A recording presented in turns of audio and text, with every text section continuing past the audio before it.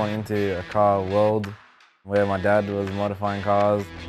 I was mainly drawn to the street car scene because of the fact that I can relate to it. In my mind, you build the car, you spend your money and your time on it, you jump in it and you drive it. A lot more thought involved in a street car. It brings new challenges. It's how do you fit all this stuff under the bonnet. My name's Aaron and this is my custom modified turbo Corolla wagon.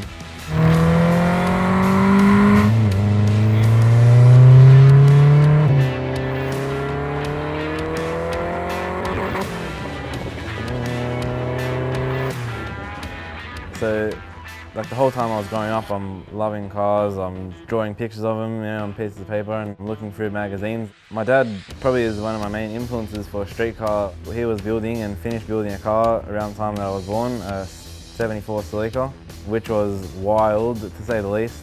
That was very sort of inspiring for me to see that you could go that far with still being a street car. And then it came time to buy my first car. This Corolla wagon came up. I'd never seen a wagon before. It really appealed to me because it was a wagon, and at that time I was riding BMX bikes a lot.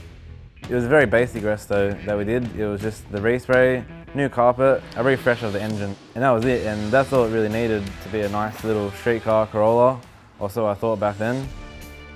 And then about just short of 12 months into driving it, somebody ran at the back of my car and pushed me into the car in front, and then that's it, wrote it off.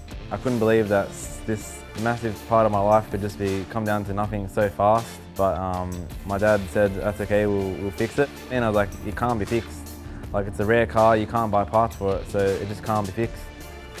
My brother, he found the same model car for sale in Queensland, and we got there, and this car was literally, it was a horse on a farm.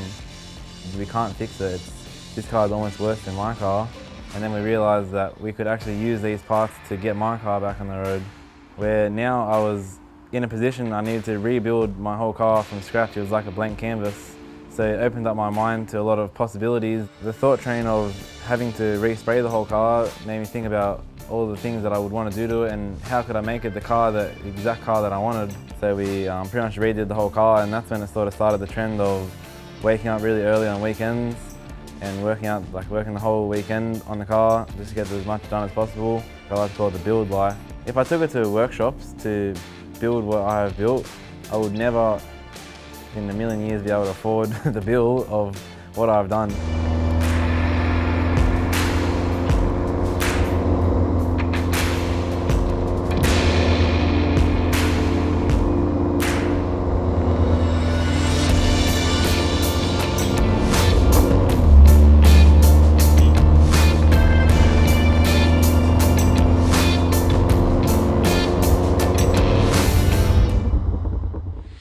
Fixing the car / building it, I had some old Simmons dish lying around in the shed, and previous to that moment they were too big to fit in the car. Now I had this blank canvas where I thought I want to fit them in the car.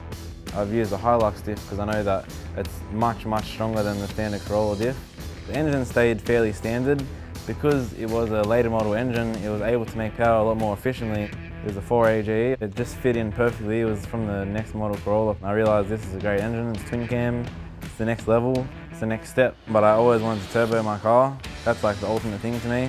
So I saved more money once again and bought a turbo. Garrett GDX 3071, just like the best turbo at the time. And my main motto is for modified cars, if you can't hear it before you see it, then what's the point? I sort of positioned the turbo in the engine bay roughly where I wanted it. It was in a different spot to what's normal, or what's considered normal now. And when it came time for the turbo manifold, there was no off-the-shelf option that would have appealed to the vision I had in my head. I just knew that I wanted to make my own turbo manifold, so I went back to TAFE and learned how to TIG weld. And I bought a TIG welder and then bought some material, and yeah, started from there. I made the turbo manifold, made the full exhaust system for the car.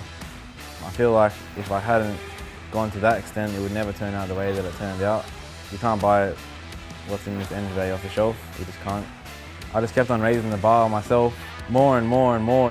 A lot of people tell me I spent too much money on the car, but I just tell them that I spent a lot more time than I have money. Normally a car is made from getting you from point A to point B. This is nothing like that. It's just you get in it, The steering wheel, you turn it, you feel the wheels gripping on the road. It's so responsive that you're part of the car when you're driving it, and there's no power steering, there's no power brakes or power anything really, there's no power windows. It's just the most raw driving experience that I've ever felt. A lot of things in this engine bay, in my opinion, are crazy. I can't even imagine what other people would think. As soon as you pop the bonnet, you'll see that the turbo's in the wrong spot. The strut top, I'm machining them out of billet at work just so they can look different to everyone else's strut tops. A smoothed out firewall. The intake manifold, it's got individual throttle bodies, and there are advantages to individual throttle bodies, in my opinion. You have all this air in the plenum. As soon as you open the throttles, boom, it just all rushes in through the ports. The water lines for the turbo, I've never seen this before on a 4-cylinder at least. They're hard lines, so I was able to buy the stainless steel material, the purple fittings, and polish the stainless steel so it's mirror finish. I changed all the dash lights so that they're like a nice blue colour. I've seen these set of seats, they pretty much hug you, so when you're going around a corner you're not flapping around. I watched my car go from being a standard old Corolla to being one of the wildest 4-cylinder turbo street cars that I've ever seen. In my opinion, a project car like this will never be complete. I'll never get rid of it. There's no reason to. I've made this car into the exact car to the millimetre that I want it to be, and that's exactly what it always will be.